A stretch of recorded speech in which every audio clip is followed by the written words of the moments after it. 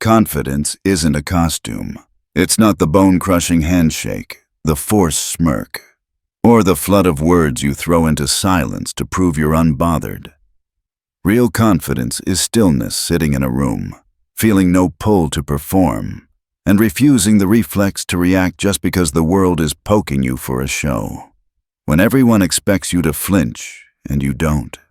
That's nonchalance. The separating line between those who are grounded and those who are begging to be seen. Powerful people treat attention like currency. Every reaction you hand out is a payment. Every flash of emotion, every hasty defense, every "let me explain," is you making a withdrawal from an account that should be earning interest. The nonchalant player saves that currency. They don't chase. They don't justify, they don't over-explain. They make the room work for their time, their words, their approval. Nonchalance isn't laziness, it's calculated posture. It signals, I'm centered. You can't pull me off balance. Rivals get frustrated. Allies get intrigued. Enemies start swinging at shadows. You sit still and let the noise expose itself. Think of it as controlled detachment. You step outside the emotional storm, climb to the balcony, and watch the pattern unfold. Most people are stimulus response machines: threat, insult, temptation, react. Silence feels unbearable to them, so they fill it with a performance. That's why your stillness is unsettling. It denies them the game they're rehearsing. Loud, highly expressive people are easier to read, predictable, therefore controllable. But the one who shows nothing, dangerous. Uncertainty is the birthplace of fear. Keep your face calm when things are burning behind the curtain, and watch how perception starts to reshape reality. People act as if you're unmovable because they believe you are. That belief alone is leverage. Your lack of action becomes the action. You don't need to lunge. You let others project. Are they confident? Are they planning something I can't see? The human brain hates blank spaces. It craves patterns and causes. When you give no tells, no micro-reactions, no hurried words, people fill the blank with their private fears. Suddenly you're larger than life in their minds, smarter, more capable, more dangerous than you might even be. That's why the best negotiators and operators lean on nonchalance. The one who keeps their center the longest wins, not because they're omniscient, but because everyone else starts making decisions under pressure. And in pressure, the first to move usually makes the worst move. Nonchalance is also the best armor against manipulation. Propaganda, guilt trips, baiting. These work because people react. The nonchalant player watches the lure, smiles inwardly, and does nothing. The manipulator burns calories with no return. Remember, laziness is passive weakness. Nonchalance is active control. It's not avoiding action, it's choosing the moment. In the hierarchy of power games, the impatient lose to the still lose to the patient, and the patient lose to the nonchalant, because nonchalance turns patience into theater. Look around. In business, the person who doesn't rush into the deal often shapes the terms. In relationships, the one willing to walk away without flinching holds the frame. In politics, the leader who remains composed under fire earns the perception of competence, even when the back room is chaos. Nonchalance flips the dynamic. You stop chasing approval and let others compete for yours. They start waiting on your timing, your language, your green light. That's control. To wield it, step into the psychology of the room. Humans seek emotional feedback. Anger wants your fear. Pride wants your admiration. Provocation wants your eruption. Your nonchalance denies them the dopamine. They're left in limbo, overthinking. And overthinking breeds mistakes. It also triggers respect. We instinctively associate composure with competence. Stay calm, and people assume you have the map. You become the gravitational center. Manipulators? They stumble when the script breaks. They need your outrage, your defense, your explanation. When you give none, they overextend and reveal their tells, and you acquire mystique. If you react loudly, they can file you away. If you remain unreadable, they start guessing, and most guesses crown you with qualities you never advertised. Pressure, once a weapon used against you, becomes leverage for you. While others escalate, you absorb. They begin doubting their tactics and pacing. Over time, this compounds into reputation. Fewer tests, fewer challenges, more deference. You're no longer just in the drama, you're quietly directing it. And here's the real payoff. Nonchalance doesn't just change how others treat you, it rewires how you view yourself. Train your mind to be unprovoked, and you stop living in reaction. In a culture addicted to noise, the untriggerable mind is terrifying. But make no mistake, this isn't a gift you're born with. It's trained. Start with urgency. Most people live on push notifications and panic. The nonchalant player sets the tempo, delay responses, pause before acting. Slow is smooth. Smooth is fast. Next, master the unmoved face. Most people leak micro-emotions, brows, lips, eyes. Learn to hold stillness under discomfort. You're not suppressing truth. You're protecting leverage. Nonchalance isn't statue energy. It's controlled rhythm. Speak slowly. Let silence expand. Choose your moments. When your words are rare, people lean in. When your presence is scarce, your presence becomes valuable.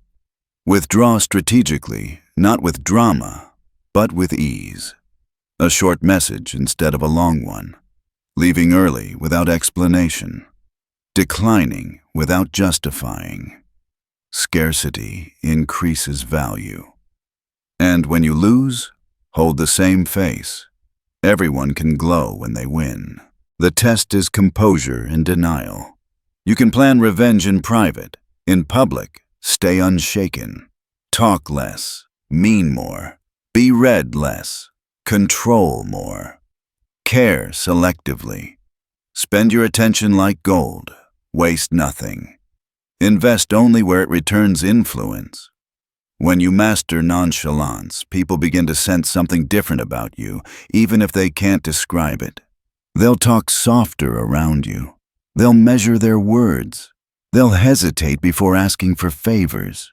Because your calm doesn't just protect you, it radiates a silent dominance.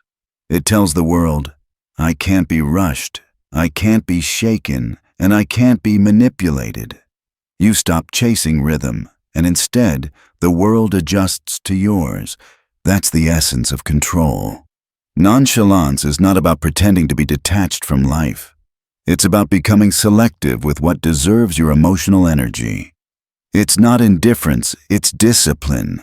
You are not blind to what happens. You're just not available to everything that happens. Those who understand power know attention is currency, and every reaction, every explanation, every burst of emotion is a transaction.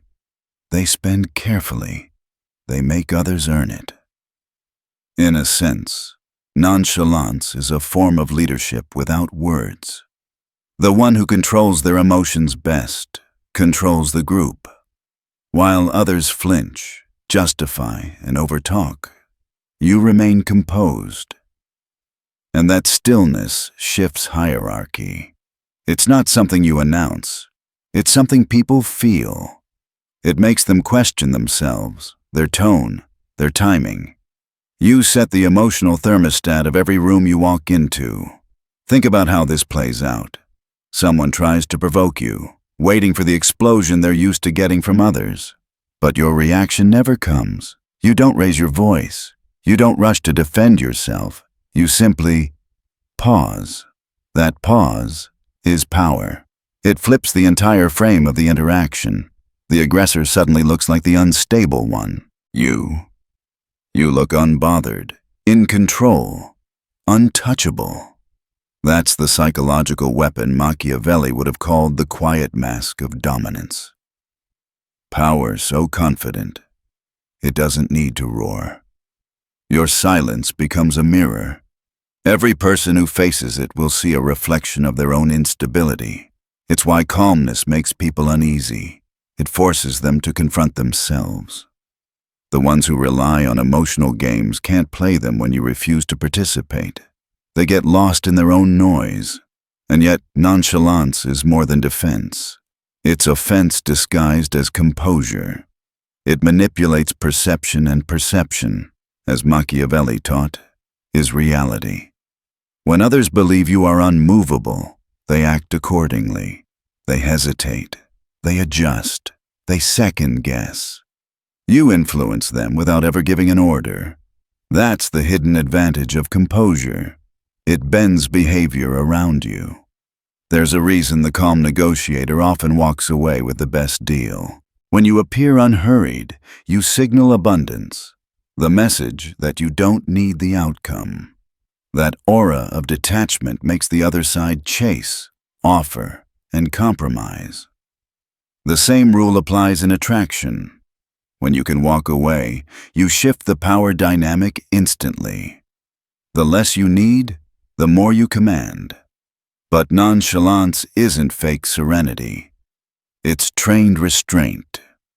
Behind it lies deep control of the nervous system, your tone, your breath, your gaze. You teach your body that urgency is an illusion. You let the storm pass without letting it pull you in. This is why Machiavelli believed rulers should always appear calm, no matter what's collapsing behind the curtain. Because the appearance of stability creates stability. When others see you steady, they steady themselves. Perception becomes order. To reach this level, you need to master silence as a language. Silence is not empty, it's strategic. In conversation, it forces others to fill the gaps, to explain themselves, to reveal too much. In conflict, it magnifies the weight of your eventual words. The fewer words you use, the more they echo. In a world of constant noise, restraint is the ultimate amplifier. So practice slowing down. Speak later than you feel like speaking. Respond slower than you feel pressured to respond. Let pauses breathe between your sentences. People will interpret your calm as confidence and your silence as depth. Even your posture should speak of control, slow, deliberate movements, steady eye contact, no fidgeting. You're not suppressing emotion. You're directing it inward, using it as fuel for clarity. But be careful. Power always comes with traps. Nonchalance can become vanity if you start using it to impress. The goal is mastery, not performance. You're not acting unbothered. You're becoming unbothered. There's a difference. The actor leaks effort. The master radiates ease. And when you finally embody it, people around you change their behavior unconsciously. They'll defer more. They'll test you less. They'll start explaining themselves before you even ask. You'll notice how conversations bend around your pace slower, calmer, quieter. Because power has a sound, and it's silence. In time, this calm becomes reputation. People begin describing you as unshakable, impossible to read, mysterious.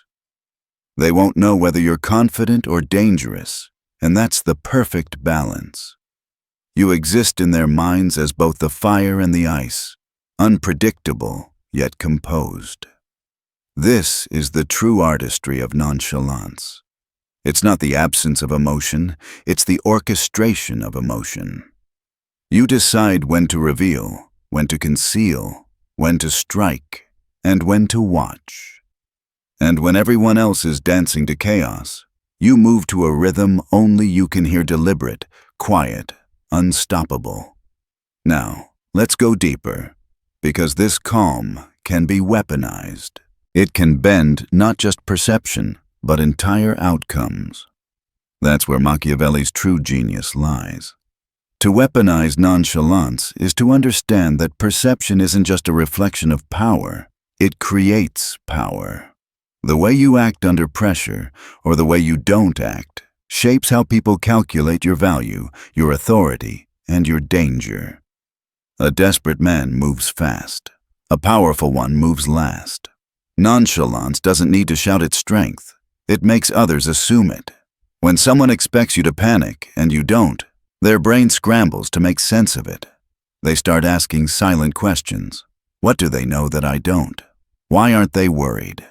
That's the seed of psychological imbalance. And imbalance always gives control to the calmer player.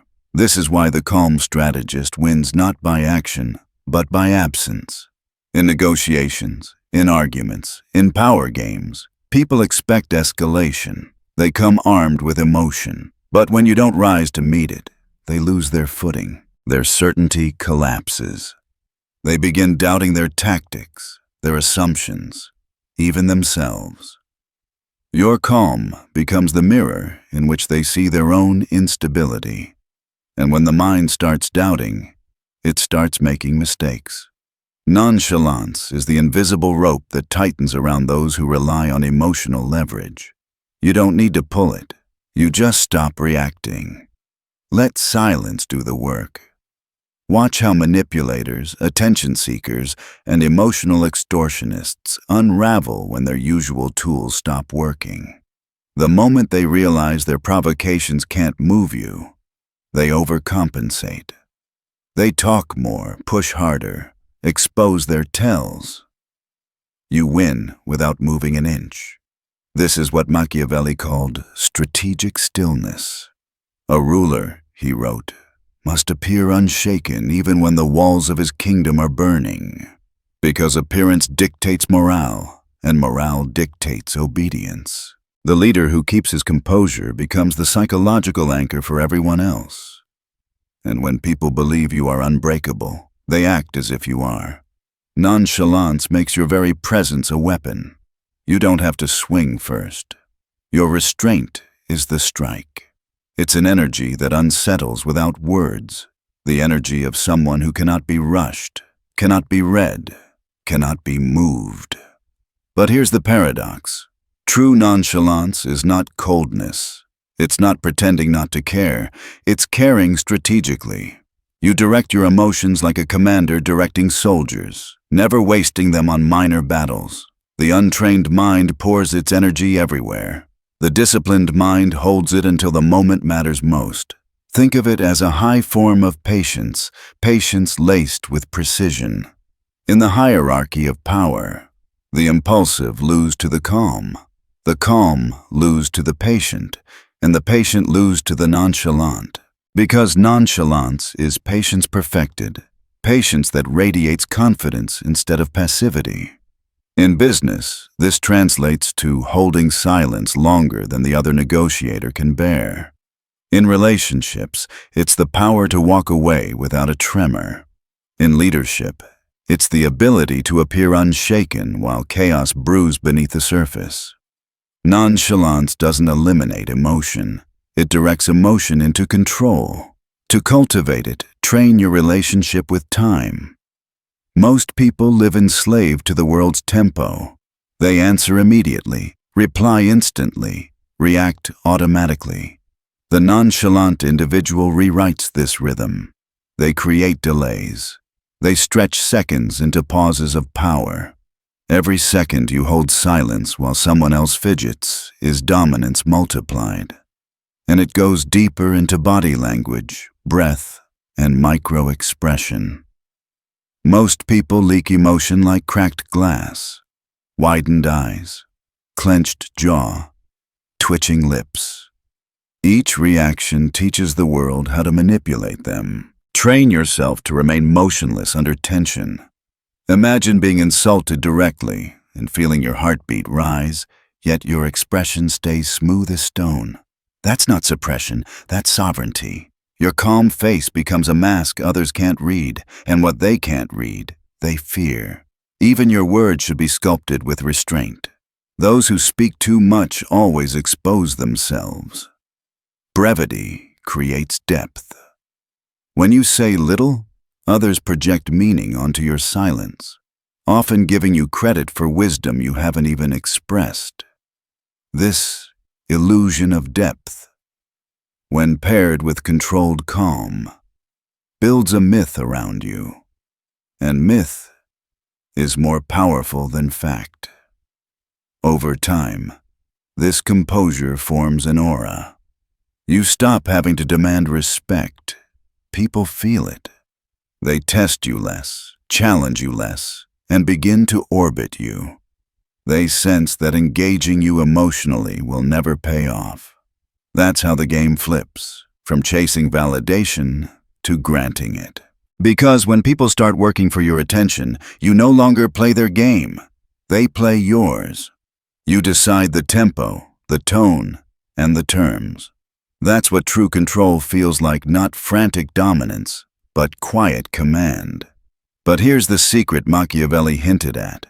The power of nonchalance doesn't only work on others, it reshapes you. It trains your nervous system to stay composed in situations that used to trigger panic.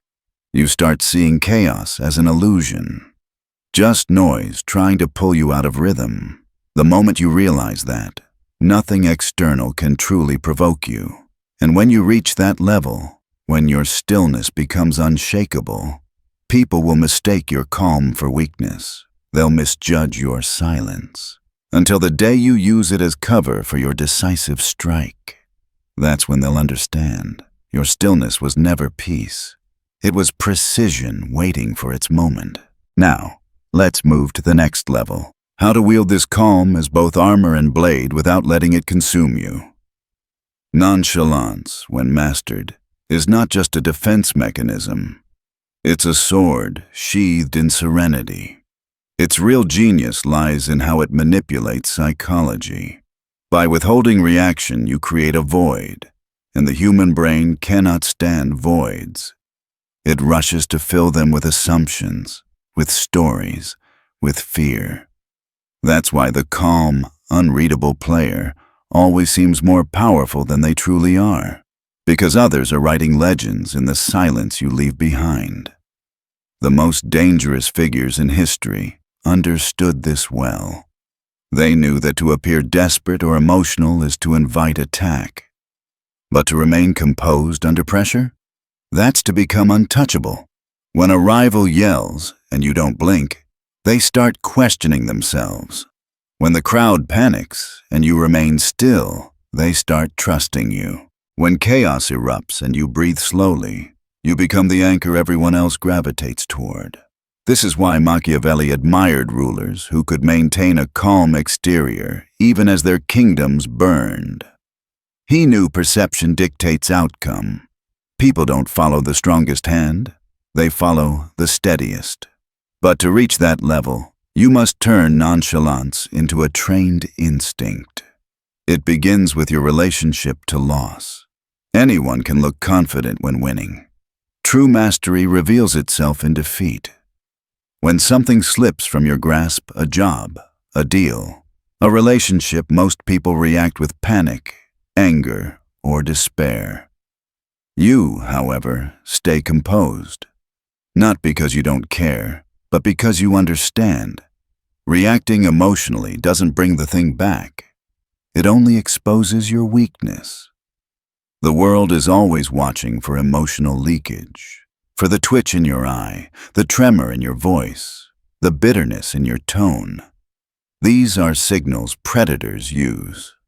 The nonchalant player gives them nothing. You can burn inside, but outwardly, your calm is unbroken. You plot your comeback in silence. You let time turn rage into strategy. This is what separates the pretender from the master. The pretender suppresses emotion, but still suffers from it. The master redirects emotion into patience, turning restraint into power. Even speech becomes a tool of control. Most people talk to fill insecurity. They speak fast, overshare, try to prove they belong. The nonchalant speak less, not from shyness, but precision. Words are arrows. Every one you release should hit something. Speak slowly, pause deliberately. Let silence linger between phrases. It's in those pauses that dominance grows. People start interpreting your stillness as depth, your brevity as wisdom, your quiet as confidence. But there's another layer: scarcity. If you are constantly visible, constantly available, your presence loses gravity. Learn to disappear strategically. Step back just when people start expecting you. Decline invitations without apology. Leave conversations early. Limit your availability. It creates tension, a subtle mystery that draws others closer while keeping them off balance. Nonchalance, at its highest level, becomes a psychological gravity field.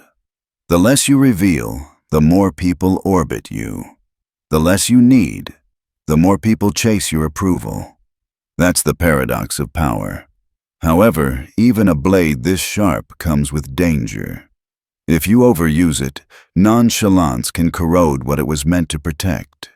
Because while calmness wins wars of perception, too much calm can lose wars of connection. The first danger is hesitation. There are moments when action, not stillness, is required. If you misread those moments, your composure turns into paralysis. The king who stays silent when command is needed breeds confusion. The strategist who delays too long loses opportunity. Remember, calm should be the surface, not the depth. Beneath still waters, there must always be motion. The second danger is indifference. When your detachment becomes habitual, you risk drifting away from the world entirely. You stop noticing the emotional temperature of those around you. You stop feeling urgency where urgency is needed. And slowly, the same nonchalance that once protected you starts to dull your instincts. The third danger is resentment. People rarely hate arrogance. They hate invisibility. When someone feels unseen, dismissed, or emotionally frozen out by you, they may smile in public, but plot in private. Nonchalance that turns into emotional arrogance breeds enemies in the shadows. And the fourth danger lies in intimacy. In leadership and strategy, distance creates control. But in personal bonds, that same distance creates decay. If you never show warmth, if you never reveal emotion, you stop inspiring trust. People stop believing you have a heart behind the armor. Power does not require that you be emotionally available to everyone, but it does require you to know when to lower the mask. Machiavelli warned that power demands adaptability. A ruler made of only ice cannot survive summer. If you are marble in council, be fire in private. Be unreadable to enemies, but human to allies. Know when to shift temperature. Because nonchalance is not about being emotionless.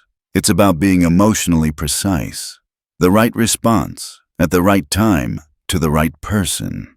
And finally, beware the last and deadliest trap, believing your own mask.